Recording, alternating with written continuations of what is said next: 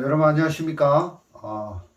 오늘 이 시간에는 마태복음 5장 17절부터 20절 말씀을 읽고 같이 말씀을 나누는 시간을 가지겠습니다. 그럼 17절부터 제가 읽어보겠습니다. 내가 율법이나 선지자나 폐하러 온 줄로 생각지 말라. 폐하러 온 것이 아니요 완전케 하려 함이로라. 진실로 너희에게 이르노니 천지가 없어지기 전에는 율법이 1.1획이라도 반드시 없어지지 아니하고 다 이루리라. 그러므로 누구든지 이 계명 중에 지극히 작은 것 하나라도 버리고 또 그같이 사람을 가르치는 자는 천국에서 지극히 작다 일컬음을 받을 것이요 누구든지 이를 행하며 가르치는 자는 천국에서 크다 일컬음을 받으리라. 내가 너희에게 이르노니 너희 의가 서기관과 바리새인보다 더 낫지 못하면 결단코 천국에 들어가지 못하리라. 여기까지 읽었습니다. 저희 동료 목사님이 한 분 계시는데 그분이 아들이 한 명 있습니다. 그분의 아들이 한 6살이나 7살쯤 됐을 때 그 시골 교회에서 이제 목회를 하고 있었습니다. 근데 이제 그 목사님 아들 되는 아이가 이제 시골에서 뭐 재미있게 놀 게 없어서 어느 날 조그만 돌을 가지고 시골 남의 집 쓰레트 지붕에 돌을 던지는 겁니다. 그럼 툭 도루룩 툭 떨어지고 그래서 너무너무 재미가 있는 거죠. 근데 마침 그날 주인이 바자마 바람을 이렇게 그 방 안에서 낮잠을 자고 있는데 자꾸 돌 굴러가는 소리가 나니까 피곤한 겁니다. 그래도 그 낮잠이 너무 꿀잠이 돼가지고 이제 그냥 주무시고 계셨는데 그 목사님 조그만 아들이 이제 작은 돌을 던지다가 이제 재미가 붙어가지고 이번에는 한 야구공만한 이제 돌을 던지는 겁니다. 그래서 이제 야구공만한 돌을 손에 집어가지고 그 스레트 지붕을 향해서 툭 던졌는데 톡 도루룩 하고 굴러 내려와야 되는데 푹삭 하면서 이 스레트 지붕이 깨진 겁니다. 그래서 이 돌이 그 집 안으로 떨어진 거죠. 그러니까 이제 집주인이 바자마 바람에 낮잠을 즐기고 있다가 깜짝 놀란 거예요. 그래서 얼른 정신을 차리고 밖에 나와 보니까 그 우리 동료 목사님 그 아들 되는 그 꼬마 녀석이 거기에 이제 돌 들고 장난을 치고 있는 걸 발견을 한 거예요. 그래서 이 주인이 그 어린애를 잡아가지고 그 아이를 잡아가지고 맥사리를 딱 잡아가지고 들었다 놨다 하면서 너 우리 집 스레트 지붕을 깼는데 물어내라 하고 막 답돌이를 하는 거죠. 너 이거 어떻게 할 거야 하고 막 이렇게 답돌이를 막 하는 겁니다. 그때 마침 그 아이의 아버지가 되시는 이 목사님이 전도를 가다가 멀리서 보니까 자기 아들이 그 어떤 아저씨에게 맥사리가 잡혀가지고 이제 거기에 잡혀 있는 걸 목격을 한 거예요. 그래서 이제 전도 가다 말다 방향을 틀어서 자기 아들 댁으로 간 거지요. 그래, 어르신 왜 그렇습니까? 이 아이가 뭘 잘못을 했습니까? 하고 이렇게 여쭤보니까 누구시오? 아, 예, 아버지입니다. 잘 만났어. 당신 아들을 어떻게 교육을 시켰길래 지금 보시오. 우리 집 지붕, 스레트 지붕이 깨졌어. 얘가 이제 이 돌을 가지고 던져가지고 우리 집 스레트 지붕을 깼어. 물어내시오. 하고 막 하는데. 그래, 이제, 그 이야기를 듣고, 이 목사님이, 아이고, 어르신, 제가 아들을 교육을 잘못 가르쳤습니다. 죽을 죄를 졌습니다. 잘못했습니다. 하고, 제가 책임을 다 지겠습니다. 이렇게 말씀을 드리는 겁니다. 그리고 나서 자기 아들 보고 너 집에 가 있어. 꼼짝 말고 집에 가만히 있어. 하고 이제 아들을 집에 보내고 이제 아버지가 이제 책임을 다 지겠다고 하니까 어쩌겠습니까? 뭐 아버지가 나타나서 죄송합니다. 제가 교육을 잘못 시켜서 그렇습니다. 어르신, 제가 다 책임을 져서 해결을 하겠습니다. 이렇게 말을 하니까 이제 그 어르신이 뭐 어떻게 할 수가 없는 거죠. 그래가지고 이제 이 스레트 깬 이 아이의 아버지 되시는 이 목사님이 스레트를 이렇게 한 장 사오고 목수를 어디 가서 데려오고 해가지고 그 스레트 아들이 스레트 깬 그 죄를 그 아버지가 책임을 져서 깔끔하게 깨끗하게 완벽하게 해결을 다 해주는 겁니다. 그러니까 이제 그 집 주인은 더 이상 그 스레트 깬 죄에 대해서 문책을 하거나 어떻게 이제 죄에 대해서 어떤 보상을 더 이상 요구할 수 없는 거죠. 왜냐하면 그 아이의 아버지께서 책임을 지시고 해결을 다 했기 때문에 그 일이 이제 깔끔하게 끝나는 겁니다. 그러니까 그 아이는 다시 그 집주인에게 멱살을 잡혀가지고 이제 물어내라. 예, 그렇게 할 수가 없는 거지요. 왜냐하면 그 아버지께서 해결을 다 하셨기 때문에 그렇다는 것입니다.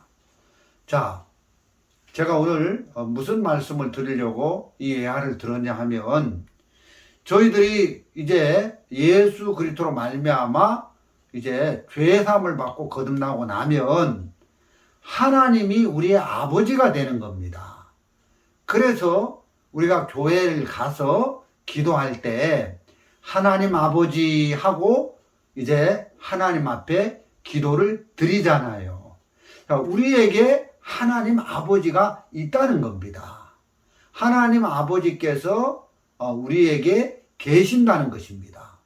그래서 하나님 아버지께서 우리에게 계시기 때문에 저와 여러분이 인생을 살면서 어떤 큰 죄를 범했을 때 또는 무엇을 실수하거나 잘못했을 때 그 아버지가 계셔가지고 하나님 아버지께서 내가 그 일을 책임지고 해결할게 이렇게 말씀을 하신다는 것입니다.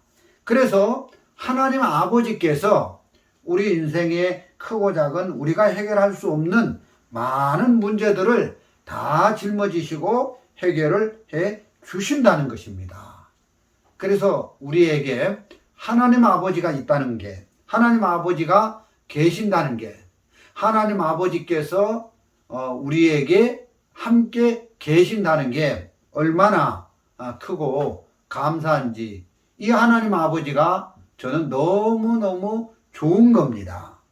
자, 예수님이 이 세상에 오신 것은 우리를 대신해 주기 위하여 오셨다는 것입니다.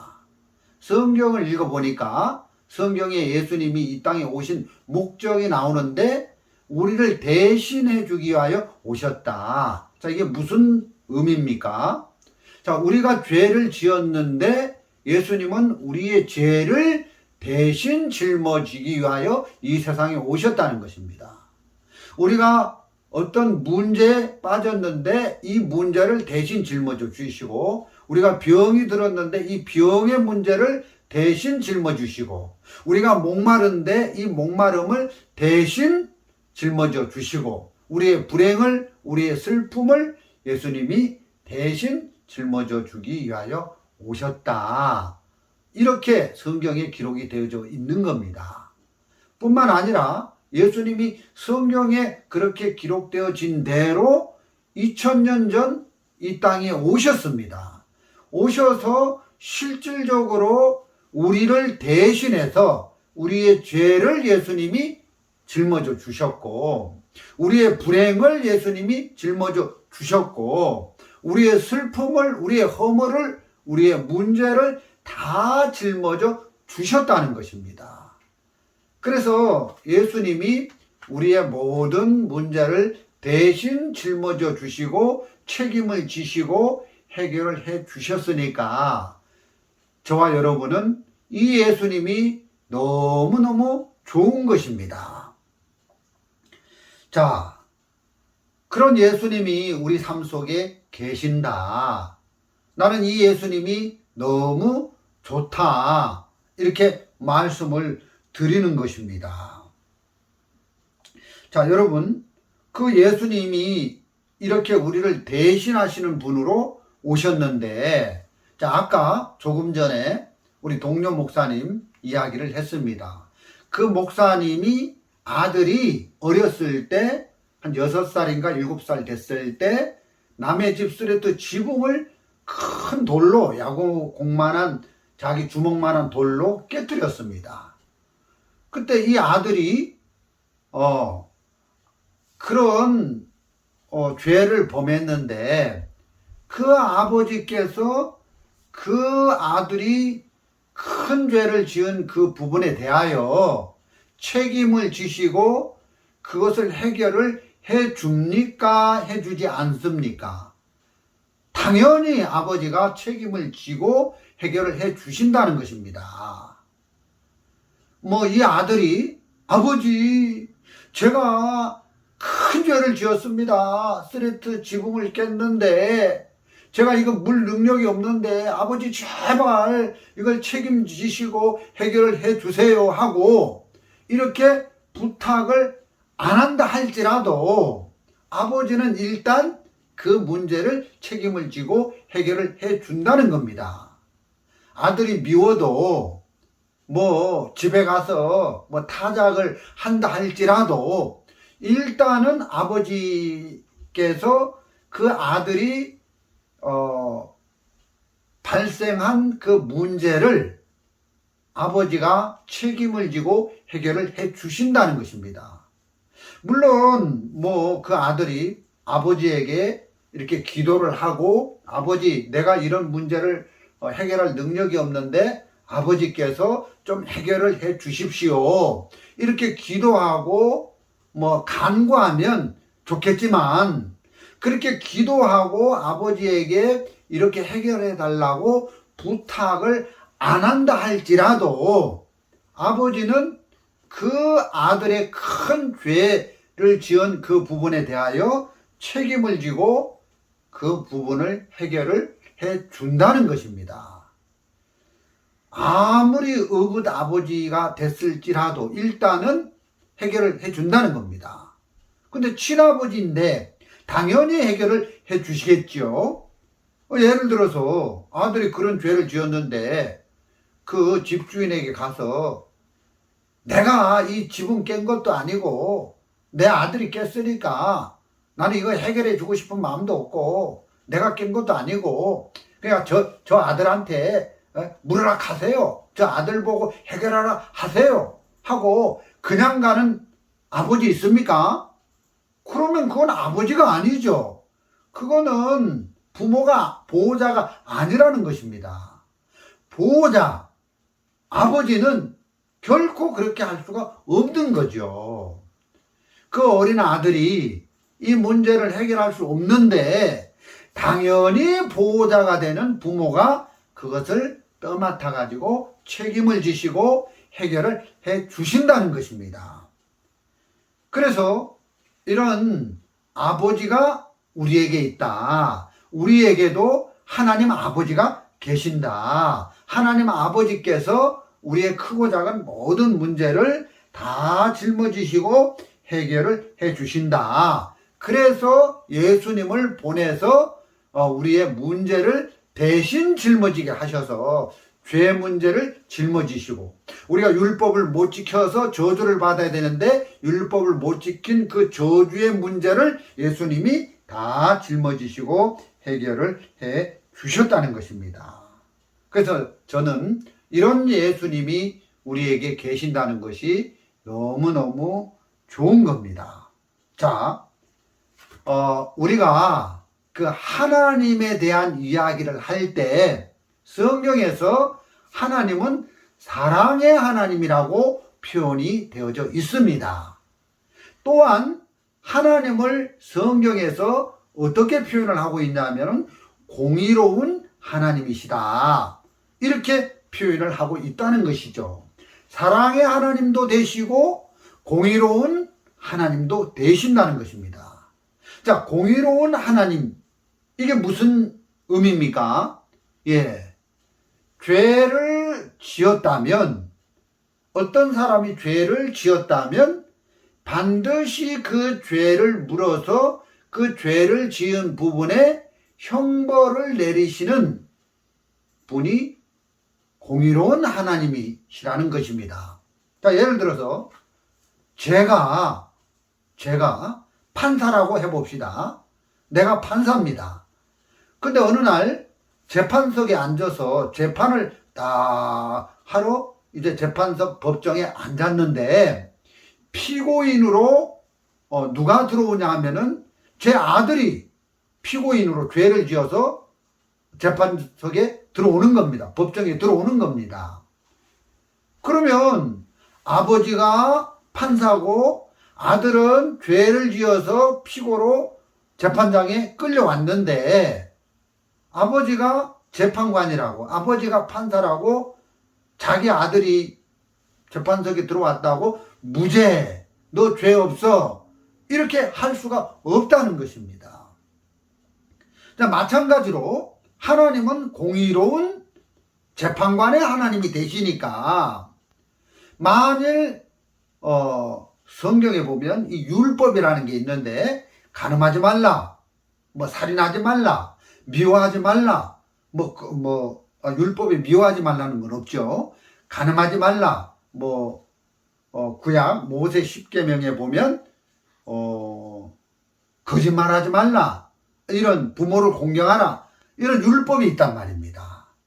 근데 그 율법을 어겨서 죄를 지은 사람 보고 하나님이 괜찮아, 너 율법을 어겨서 죄를 범해도 그거 괜찮아, 아무 문제 없어, 이렇게 말씀을 하신다면 하나님은 공의로운 재판관의 하나님이 될 수가 없다는 것입니다.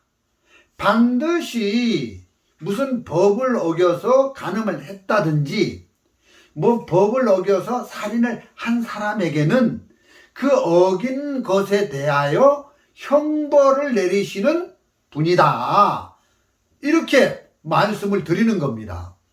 그래서 공의로운 재판관의 하나님은 죄를 지은 사람에게 괜찮아, 그거 아무것도 아니야, 문제 안 돼, 무죄, 이렇게 할 수가 없다는 것입니다. 죄를 지었으면 반드시 벌을 내리시는 공의로운 재판관의 하나님이다. 누가 어떤 죄를 지었든지 반드시 형벌을 내리시는 분이라는 것입니다. 이런 분이 공의로운 재판관의 하나님이시다, 이렇게 말씀을 드리는 거죠. 자, 성경에 죄의 삭은 사망이다, 이렇게 되어 있습니다. 그래서 우리 중에 누구든지 간음을 했다, 그러면 죄의 삭은 사망이니까 하나님은, 공의로운 하나님은 간음한 사람에게 사망이라는 형벌을 내린다는 겁니다. 네, 또한 살인하지 말라. 근데 이제 살인을 했습니다. 그러면 죄의 삭은 사망이니까 살인한 사람에게 하나님은 반드시 사형이라는 형벌을 가시고 내리신다는 것입니다.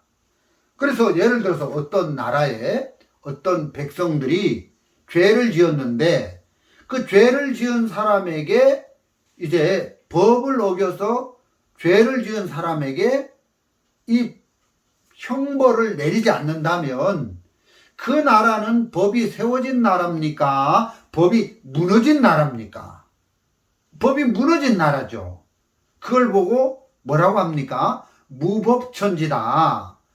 법을 어겼는데 법을 어긴 사람에게 형벌을 안 내린다면 그 나라는 법이 무너진 나라고 무법천지가 되는 겁니다. 그런데 예를 들어서 법을 어긴 사람을 다 잡아가지고 형벌을 내린다. 그런 나라는 법이 세워진 나라죠. 예. 자, 우리나라는 어떻습니까? 우리나라는 법이 무너진 나라겠습니까? 법이 세워진 나라겠습니까? 우리나라는 대통령도 죄를 범하면 잡아다가 감옥에 집어넣잖아요. 우리나라는 아주 무서운 나라예요. 법이 철두철미하게 세워진 나라라는 거죠. 자, 공의롭다. 공의로운 재판관의 하나님이다. 그 말은 반드시 법을 어긴 자에게는 형벌을 가하신다는 것입니다. 자, 여러분, 내가 예를 들어서 죄를 범했습니다. 간음하지 말라는 법이 있는데 간음을 했습니다. 그럼 내가 그 죄를 지었다면 공의로운 하나님은 저 황용석 목사는 간음을 했기 때문에 사형이라는 형벌을 내려야 돼. 그래서 사형을 내리고 지옥을 보낼 수밖에 없다는 것입니다. 여러분, 그런데 하나님은 공의로운 재판관의 하나님도 되시지만 이 성경에 보니까 우리를 사랑하시는 사랑의 하나님이라고 또 되어 있는 겁니다. 공의로운 재판관의 하나님은 내가 아들이라도, 하나님의 아들이라도 죄를 범했으면, 율법을 어겨서 죄를 범했으면 반드시 벌을 내려서 사형을 시키고 지옥을 보내야 되는 겁니다. 근데 사랑의 하나님이라 자기 아들이 죄를 지었는데 죄를 지었다고 형벌, 사형이라는 형벌을 내려서 지옥에 보낼 수가 없는 겁니다. 그래서 하나님은 죄를 지은 인간을 향하여 공의로운 재판관의 하나님이라 벌을 내려야 되고 또 사랑의 하나님이라 벌을 내릴 수 없고 그래서 이러지도 못하고 저러지도 못하는 겁니다. 그럴 때 하나님이 어떤 구원의 길을 제시하셨냐면 우리들에게 바로 하나님의 아들 예수님을 이 땅에 보내신 것입니다. 그래서 그 예수님이 무슨 일을 하시러 이 세상에 오셨느냐? 죄를 범한 나는 죄 삭은 사망이라 사형이라는 형벌을 받고 죽어서 지옥에 가야 되는데, 벌을 받아야 되는데, 사형이라는 형벌을 받아야 되는데 그 사형이라는 형벌을 대신 져 주시려고 나를 대신해서 형벌을 받아주시기 위하여 예수님이 오셨다. 그래서 내 대신 예수님이 형벌을 십자가에 받아주신 것입니다. 그래서 예수님이 내 죄를 대신 짊어지셨고 그 예수님이 내 형벌을 대신 짊어지셨고 그래서 십자가에서 모든 죄에 대한 형벌을 다 받아주신 것입니다. 죄뿐만 아니라 내가 크고 작은 많은 어려운 문제들을 해결할 수 없는데 그런 크고 작은 어려운 문제들을 대신 짊어져 주셔서 다 책임을 지시고 해결을 해 주셨다는 것입니다. 그러니까 구원을 받은 저와 여러분에게는 이런 예수님이 우리에게 함께 계신다. 난 이 예수님이 너무너무 좋은 겁니다. 여러분도 저랑 생각이 똑같으실 줄로 믿는 것입니다.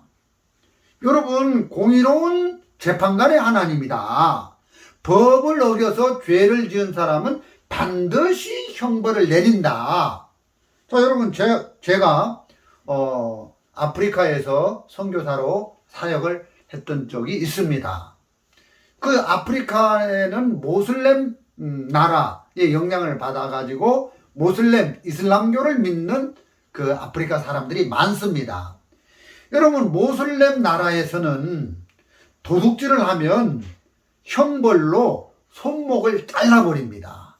무섭죠? 그 형벌이 있다는 거죠. 죄를 지은 사람에게는 반드시 형벌을 내린다는 거죠. 제가 선교했던 그 아프리카에는 뭐 어떤 나라에 가면 그 도둑질을 하면 불태워 사람을 죽이는 그런 형벌을 내립니다. 그 도둑질을 한 도둑놈에게 타이어를 이제 하나씩 몸속에 끼워가지고 그 위에 이제 휘발유를 딱 부어가지고 나이타불이나 성냥불을 탁 던져가지고 이제 불태워 죽이는 거예요. 그럼 그 안에 들어간 사람은 이제 타이어가 다 붙어 있기 때문에 이제 불이 나면 붙기 때문에 거기서 빠져나오질 못하는 거예요. 그래서 이제 불타서 사람들이 죽는 그런 형벌을 받는 것을 본 적이 있는데 끔찍하죠. 반드시 죄를 지은 사람에게는 이렇게 형벌이 내려지는다는 것입니다. 이게 공의로운 재판관의 하나님이다, 이렇게 말씀을 드리는 겁니다. 그래서 우리가 죄를 지어서 공의로운 재판관의 하나님이 우리에게 벌을 내려야 되는데 하나님은 사랑의 하나님이라 우리에게 벌을 내릴 수 없고, 그래서 구원의 길을 제시하셨는데 그분이 누구냐면 예수님이라는 것입니다. 그래서 우리의 죄를 대신해서 형벌을 받아주시니까, 자, 공의로운 재판관의 하나님의 요구가 충족이 된 거죠. 왜냐하면 죄는 우리가 지어서 형벌을 우리가 받아야 되는데 예수님을 보내셔가지고 우리가 지은 죄에 대한 형벌을 예수님이 대신 예수님에게 쏟아 부으셨으니까 공의로운 재판관의 하나님의 그 요구가 충족이 되는 겁니다. 또 우리를 사랑하셔서 우리를 구원하시려고 예수님이 이렇게 형벌을 받으셨으니까 우리를 사랑하셔서 우리를 살리시는 사랑의 하나님의 요구도 충족이 된 것이죠. 그 대신 예수님이 십자가에서 우리를 대신해서 고통을 받게 되신 것이라는 것입니다. 그래서 저와 여러분에게 이런 예수님이 우리 안에 함께 계시다는 것이 너무너무 감사하고 기쁜 겁니다. 자, 오늘 마태복음 5장을 읽었습니다. 자, 이 마태복음 5장 여기에 이야기가 있는데, 자, 여기서 말씀을 하고 있는 겁니다. 율법이 요구하는 것이 두 개가 있어요.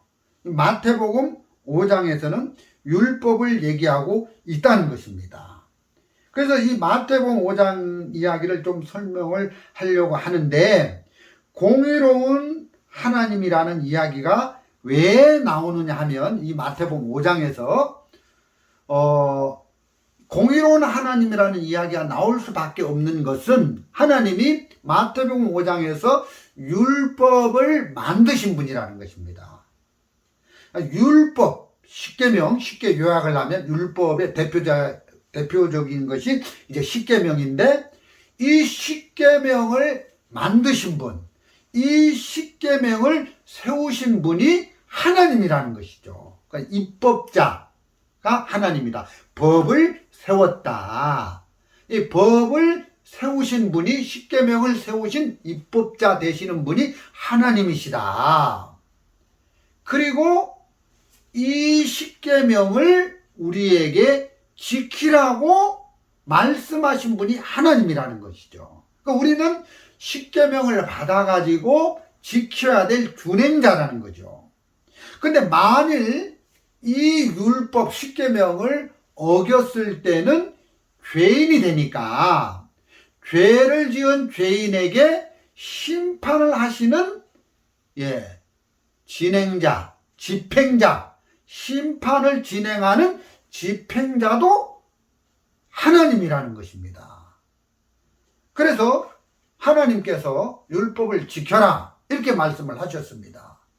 만일 못 지켰을 때는 벌을 내리겠다, 형벌을 내리겠다, 이렇게 말씀을 하신 것입니다. 간음하지 말라, 살인하지 말라, 거짓 증거하지 말라, 부모를 공경하라, 이런 십계명이 있는데 그 율법을 못 지켰을 때는 그 율법을 못 지킨 부분에 심판을 해서 진행하는 집행자도 하나님이다, 이렇게 말씀을 하고 계신다는 것입니다.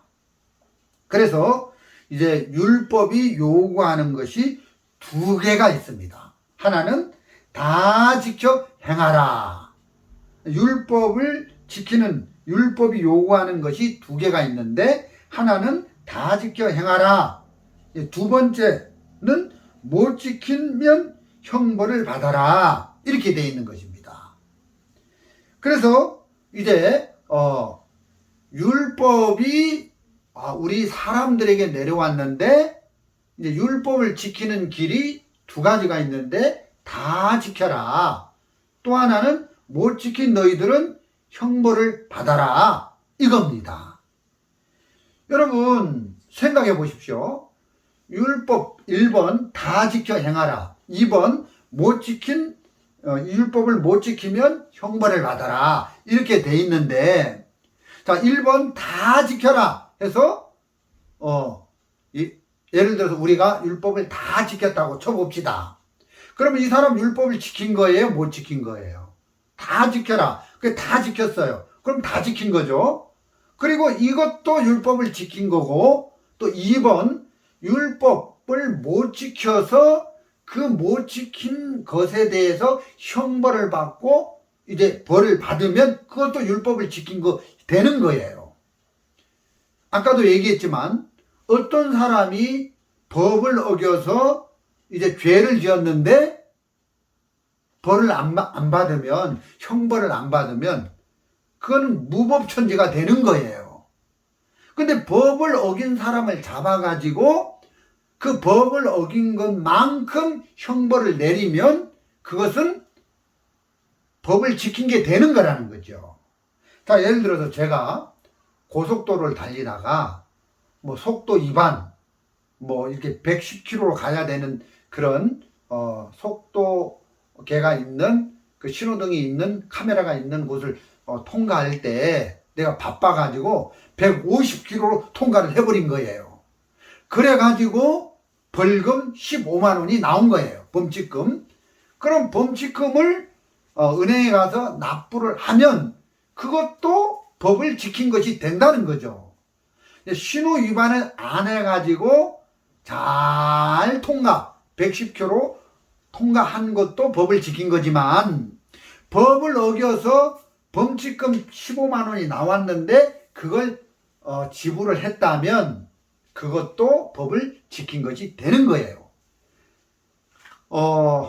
제가 갑자기 이제 시간이 쪽박한 그런 사연을 만나가지고 빨리 어떤 목적지까지 가야 될 상황이 발생을 한 거예요. 예를 들면 어머니가 돌아가셨다든가 친척 중에 어떤 분이 돌아가셔서 빨리 지금 그곳에 가야 되는데 시간이 너무 없는 거예요. 그때는 이제 속도를 위반해서라도 간단 말이죠.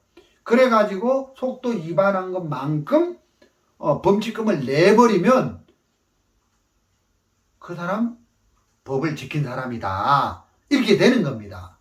우리는 율법을 지키는 것에 대하여 첫째, 다 지켜 행해라.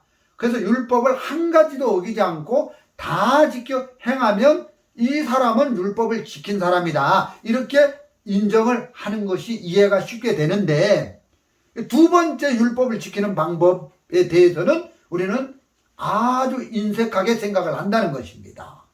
두 번째 율법을 지키는 방법이 또 있다는 거예요.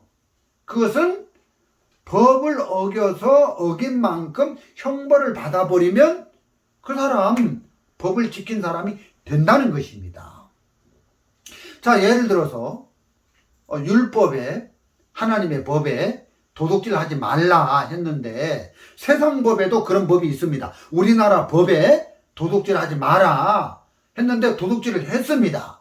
그럼 도둑질 한 사람은 징역 3년의 형을 살아야 된다.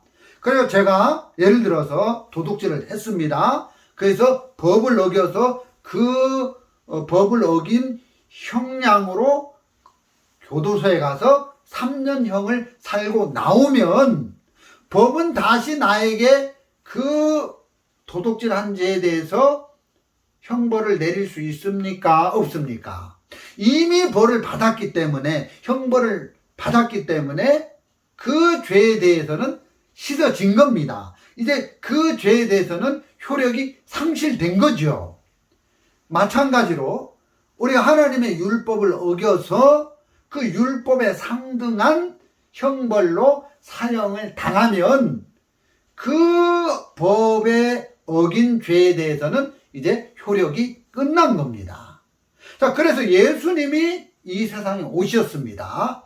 예수님이 오셔가지고, 그 예수님께서 우리를 대신해서 형벌을 받아 주셨다는 것입니다. 자, 오늘 마태복음 5장 17절을 한번 읽어보겠습니다. 자, 이 말씀에 보니까요, 내가 율법이나 선지자나 폐하러 온 줄로 생각지 말라.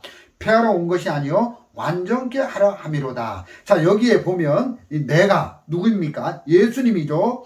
예수님이 이 땅에 오신 목적을 말씀하고 있습니다.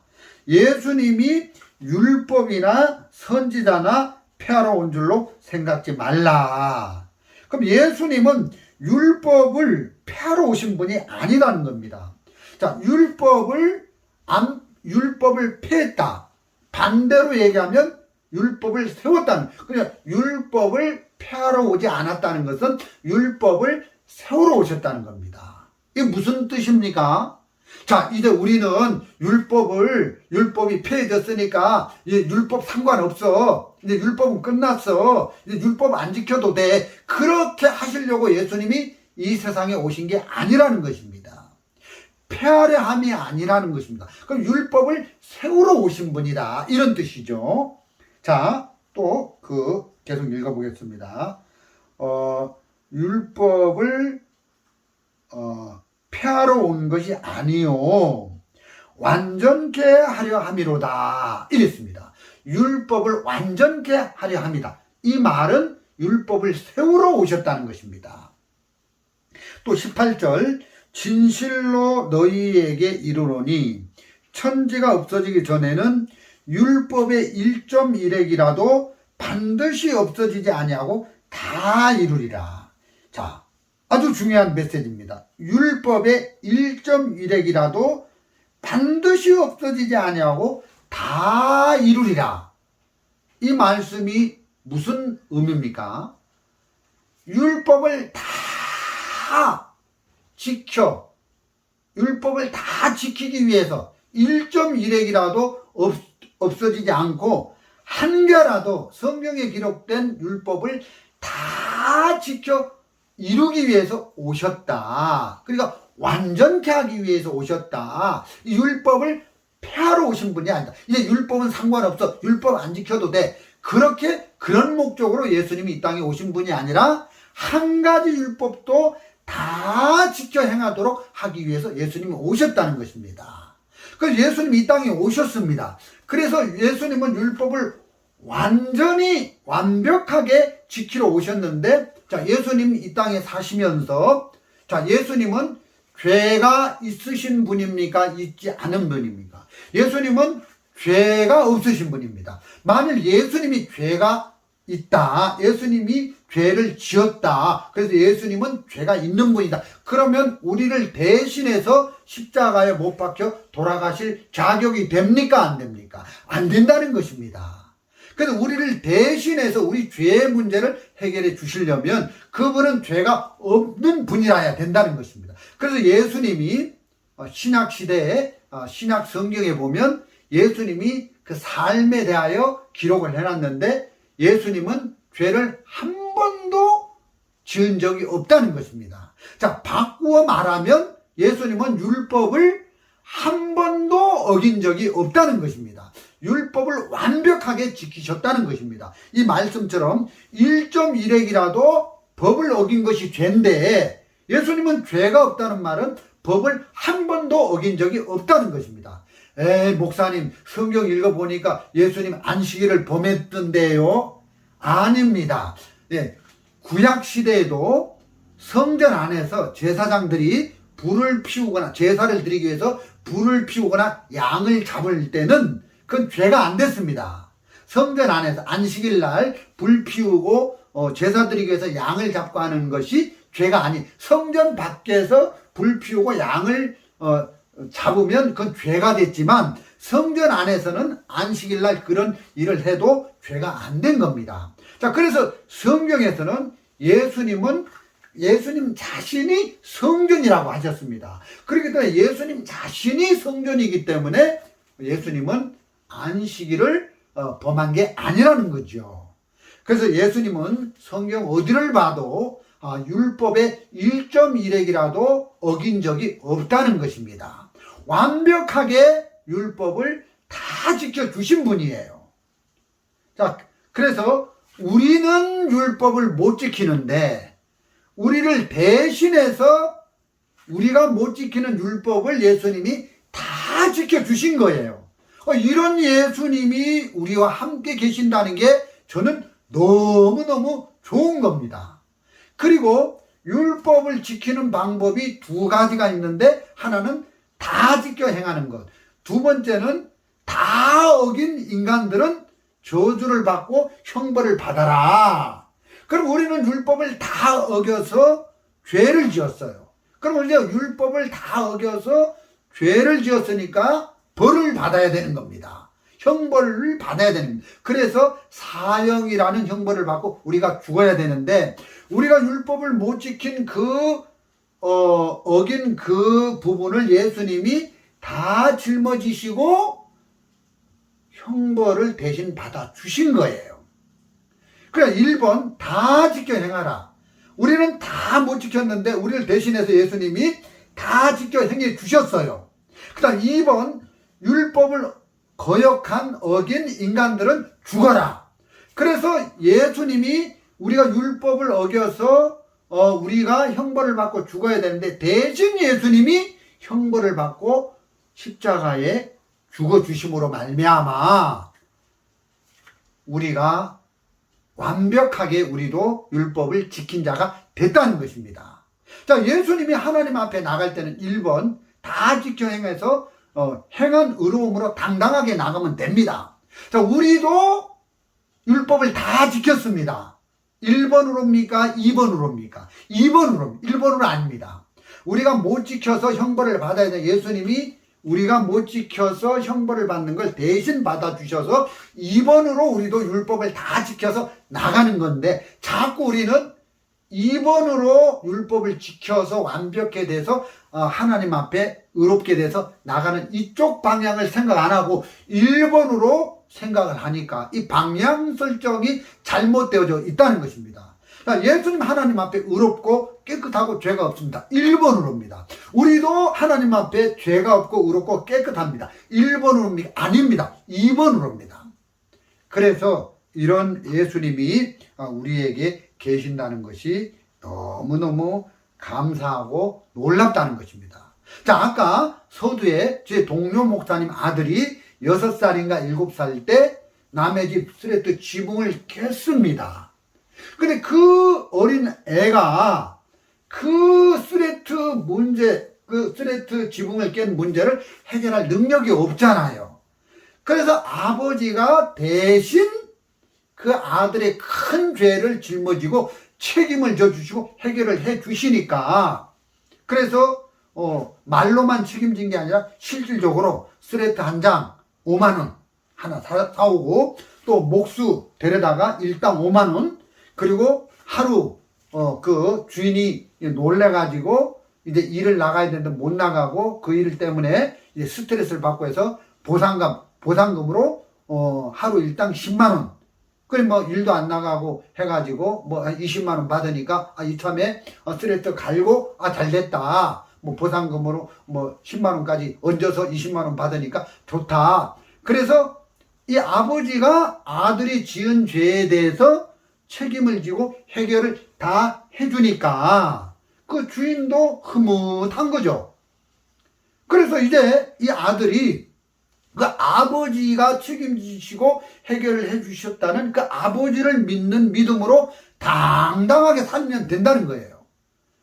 근데 예를 들어서 이 아들이 그 집주인을 딱 만났는데, 아이고 어르신 죄송합니다, 제가 쓰레기를 깼는데 아이고 죄송합니다, 다음부터는 안 하겠습니다 막 빌고 눈물 딸고 하면 이 아들은 바보 멍청이죠. 아들이 문 건 아닙니다. 아버지가 이 아들을 대신해서 물어줬기 때문에 그 집주인 어르신 앞에 당당하게 설 수 있어야 된다는 것입니다. 그리고 그 주인도 뭐라고 할 수 없는 것이, 이 아들이 해결한 건 아니지만 아버지가 책임을 지시고 해결을 해줬기 때문에 이 아들은 아버지가 하신 그 일을 자기의 것으로 받아들여서 당대하게 떳떳하게 그 집주인에게 설 수 있게 되어졌다는 것입니다. 너무 감사한 것이죠.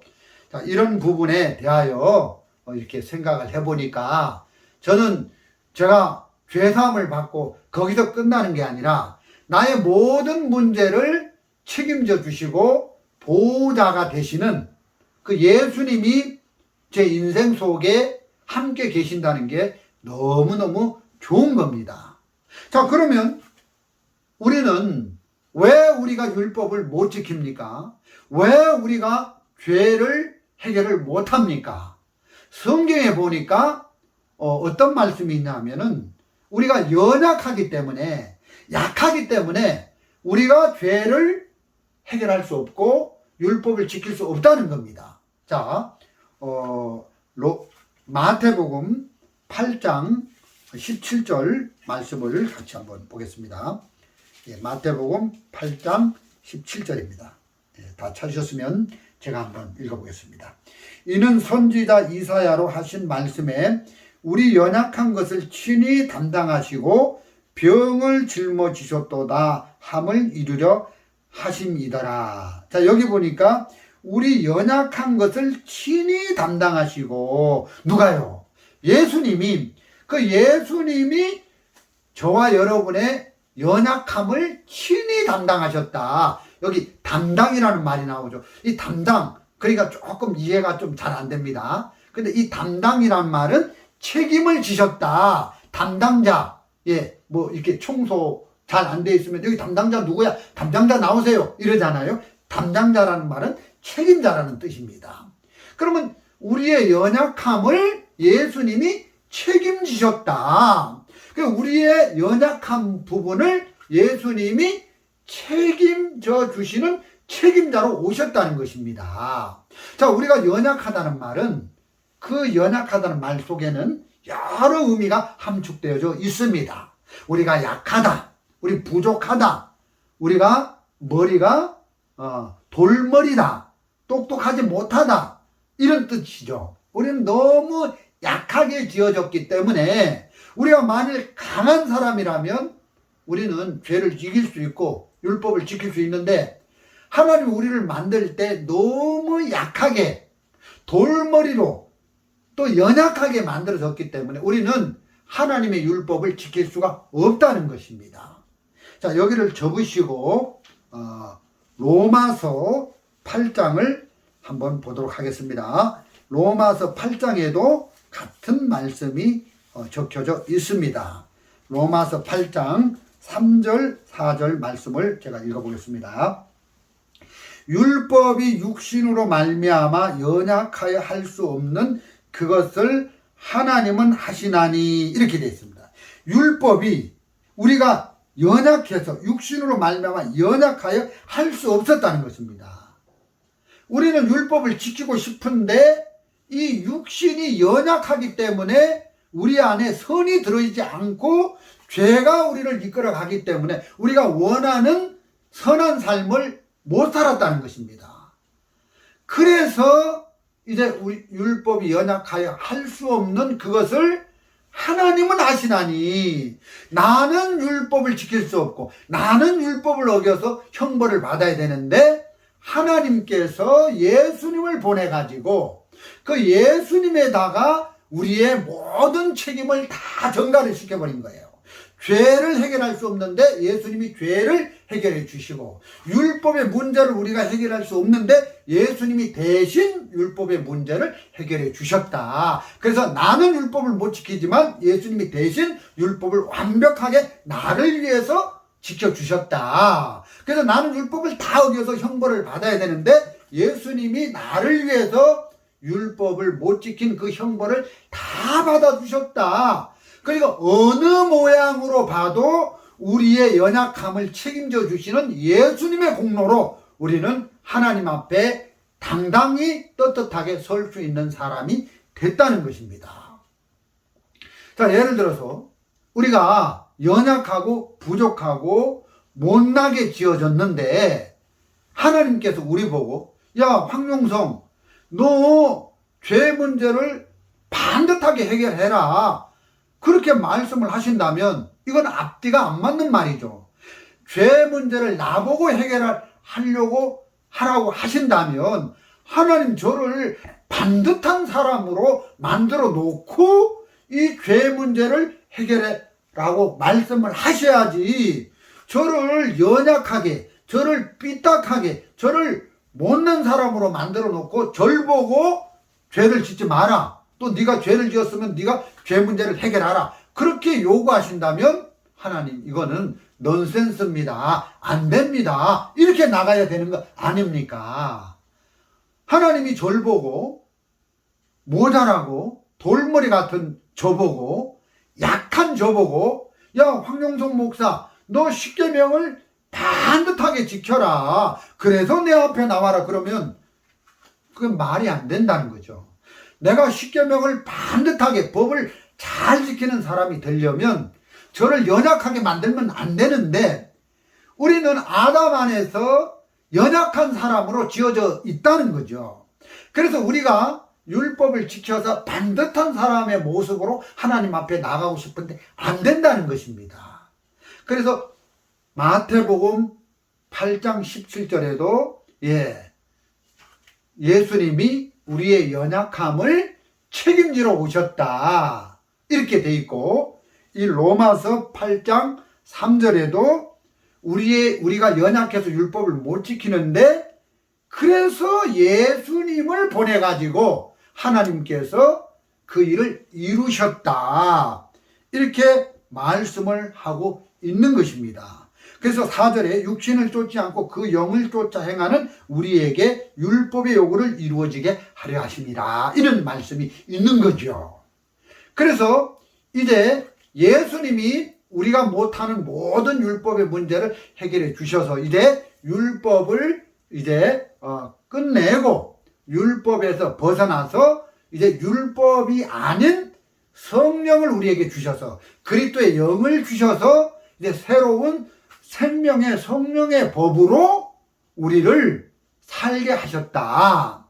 그러니까 우리는 율법을 지킬 수 없지만 우리 안에 오신 그 힘과 권능과 능력을 가지신 그리스도의 영을 우리에게 주셨으니까 그 성령에게 법을 지킬 수 있는 힘과 에너지가 들어있는데, 이제는 성령이 우리에게 오셨으니까 그 영을 쫓아 행하는 우리에게 율법의 요구를 이루어지게 하셨다. 이런 예수님이 저와 여러분 삶 속에 함께 하신다. 이 예수님이 너무너무 좋은 겁니다. 자, 아까 서두에도 말씀했지만 그 어린아이가 어떻게 쓰레뜯기는 문제를 해결할 수 있겠습니까? 아버지가 보호자가 되셔서 아버지의 능력이 그걸 해결할 수 있는 것처럼 예수님이 우리의 보호자가 되셨다. 예수 우리의 책임자가 되셨다. 그래서 예수님은 우리의 연약함을 친히 담당하러 오셨다. 우리의 연약함을 친히 책임지러 오셨다. 너무너무 좋은 겁니다. 저는 연약하고 저는 모자라고 저는 삐딱하게 만들어졌기 때문에 어떤 것 하나 제대로 해결할 수가 없습니다. 그래서 하나님께서 나의 책임자로 예수님을 보냈다. 너는 삐딱하게 만들어진 사람이기 때문에 바르게 살 수 없기 때문에 바르게 살 수 있는 예수님을 네 옆에 책임자로 보호자로 보냈다. 그래서 너가 정확하게 반듯하게 살 수 없는 걸 아시고 내 바로 옆에 예수님을 책임자로 보내셨으니까 그분을 의지해서 살아라. 이런 예수님이 저와 여러분의 삶 속에 계신다는 게 너무 감사하고 하나님 앞에 놀랍다는 것입니다. 이런 예수님을 저와 여러분에게 주셔서 죄 문제를 책임져 주시고 율법의 모든 문제를 책임져 주시고 우리의 연약한 우리의 크고 작은 우리가 해결할 수 없는 인생 속에서 만나는 모든 어려움을 책임자 되신 예수님이 대신 짊어지셔서 우리의 모든 문제를 해결해 주시는 책임자로 예수님을 하나님께서 우리에게 주신 부분이 너무 감사해서 말씀을 드렸습니다. 오늘 말씀은 여기까지 드리도록 하겠습니다. 그럼 다음 시간에 또 만나 뵙겠습니다. 안녕히 계십시오.